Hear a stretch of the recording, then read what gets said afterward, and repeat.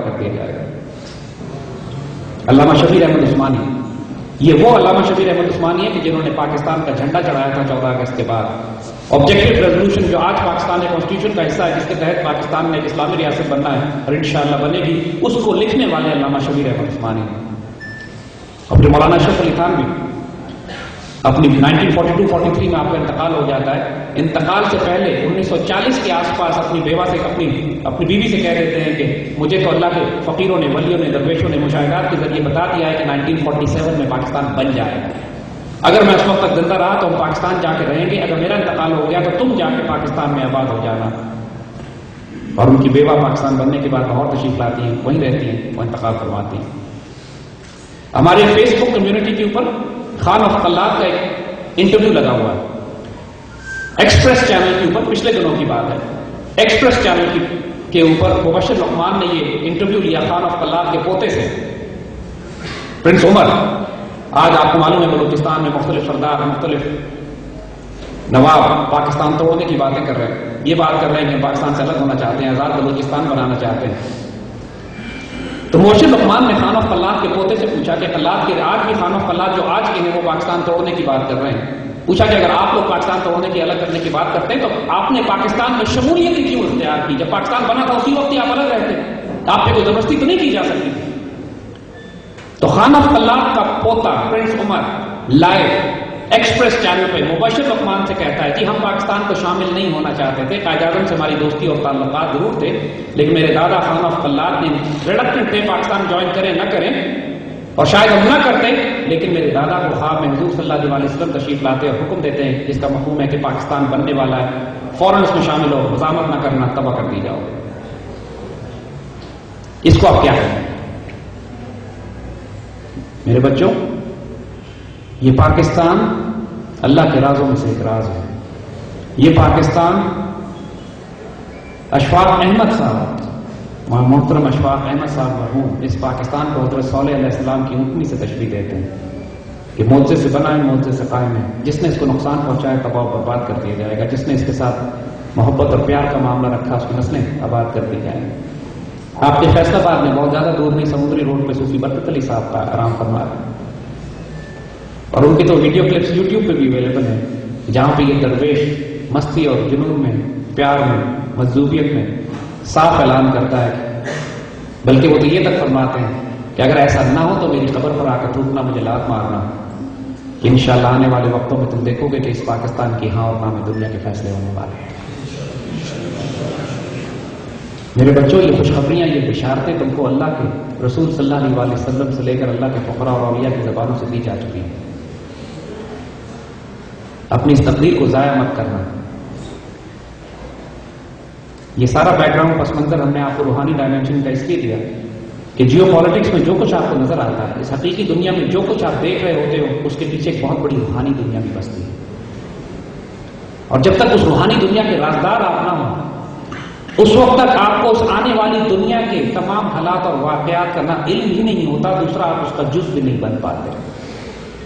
حضور صلی اللہ علیہ وسلم کی وہ خوبصورت بشارت یاد کرو جب آپ نے سراقہ سے فرمایا، وہ جو آپ ہجرت فرما رہے ہیں سیدنا ابوبکر صدیق رضی اللہ تعالیٰ عنہ کے ساتھ، اور آپ کو گرفتار کرنے کے لیے سراقہ آپ کے پیچھے آتے ہیں، ان کا گھوڑا گرتا ہے، تو حضور اس وقت سراقہ سے فرماتے ہیں، سراقہ تمہارا کیا حال ہوگا کہ جب کسرا کے کنگن، ایرانی بادشاہوں کے کنگن تم اپنے ہاتھوں میں پہنے ہوئے ہو۔ یعنی دوسرے لفظوں میں اس کی مثال اگر آج آپ سمجھنا چاہتے ہیں تو ایسی کہ میں کسی بچے سے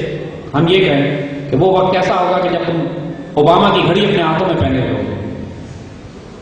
ظاہر دیکھیں تو ناممکن لگتی ہے بات، کیسے ہو سکتا ہے کہ ہم امریکہ کو شکست دے کے رون بھی دیں، اوباما کو گرفتار بھی کر لیں، وہ بھاگ بھی جائے، فرار ہو جائے، اس کے گڑی اتار لیں اور پھر لا کے اپنے کسی سپاہی کو دے دیں۔ دیکھنے میں ناممکن بات لگتی ہے اس وقت جب حضور خود جان بچا کے ظاہر تشریف لے جا رہے ہیں مدینے کے لیے، ابھی تو ریاست بھی نہیں بنی اسلامی، اور یہ بشارت یہ دی جا رہی ہے کہ تمہاری زندگیوں میں تم اس عمل کو کرو گے۔ اور حضرت عمر رضی اللہ تعالیٰ عنہ کے دور میں جب مسلمان فوجیں روکتی بھی چلی جاتی ہے ایرانی امپائر کو، اور وہ خزانے لائے جاتے ہیں، اس میں کسرا کے خزانے اس کے محل سے نکلتے ہیں، مدینہ پہنچتے ہیں، اور سیدنا عمر وہ کنگن اٹھا کر سراقہ کے ہاتھوں میں پہناتے ہیں کہ رسول اللہ نے تم سے اس وقت وعدہ کیا تھا، اور سراقہ چیخیں مار مار کے روتے ہیں کہ اللہ کے رسول سچے ہیں۔ میرے بچوں، realize what you are going through right now. تاریخ اور تقدیر کے غلط طرف نہ چلے جانا. Be on the right side of history. کہ اب جو ہونے والا ہے تمہیں اس کا جز بنایا جا رہا ہے, یہ نعمت تمہاری طرف بھیجی جا رہی ہے, اس سے انکار نہیں کرنا, اس کو رد نہیں کرنا, اس کی ناشکری مت کرنا.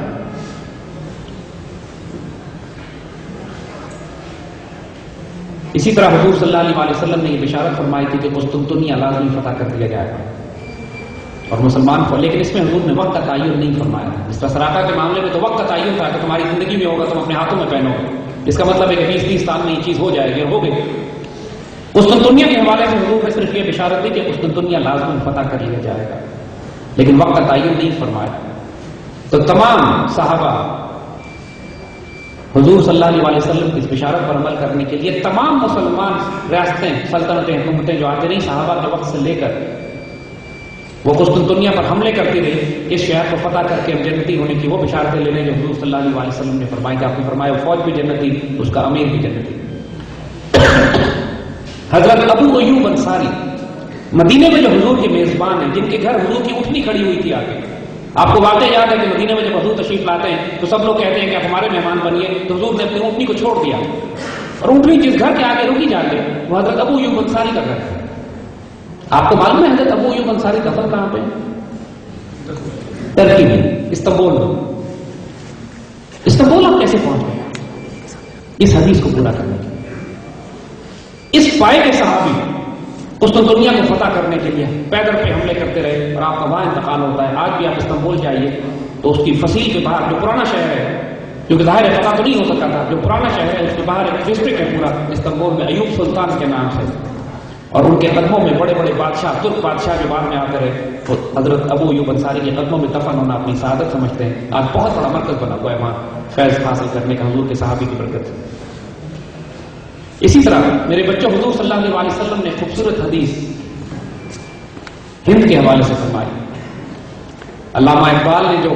اپنے خوبصورت شعر کہے ہیں, اس میں ایک شعر آپ کا یہ ہے کہ میرے عرب کو آئی ٹھنڈی ہوا جہاں سے, میرا وطن وہی ہے, میرا وطن وہی ہے.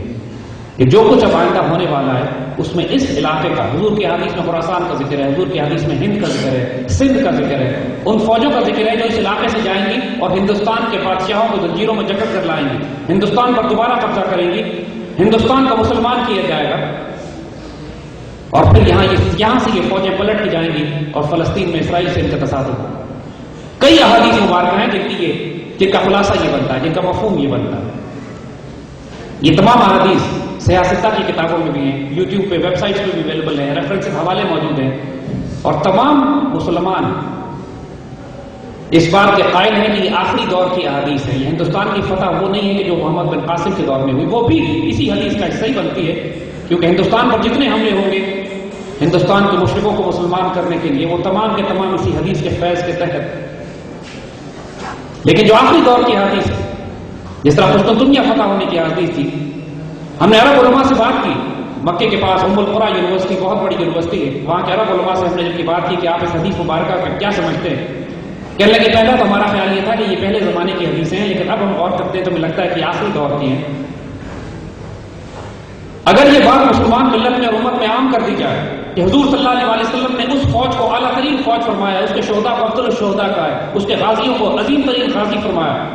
کہ جو ہندوستان دوبارہ فتح کریں گے, تو پوری مسلمان دنیا کی فورن پالیسی تبدیل ہو جائے گی کہ ہندوستان سے تجارت کرنے میں فائدہ نہیں ہے, اس کو فتح کرنے میں آ جائے.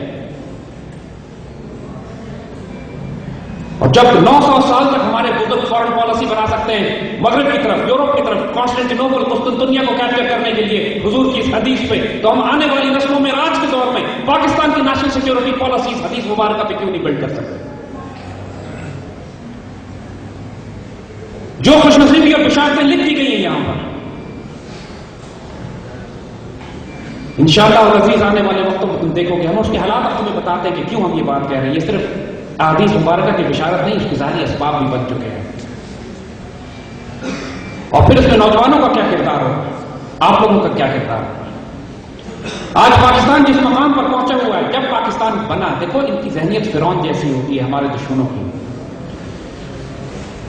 فرعون کو اس کے جادوگروں نے بتایا کہ ایک بچہ پیدا ہوگا جو تمہارے پورے نظام کو تباہ و برباد کر کے رکھے گا, اور اس نے اس ایک بچے کی خاطر لاکھوں بچے قتل کروائے. یہ ان کی ذہنیت ہوتی ہے. لیکن جس کو اللہ تعالیٰ نے پالنا تھا وہ اس کے محل میں پالے. بچانے والا مارنے والے سے بہت بڑا ہے.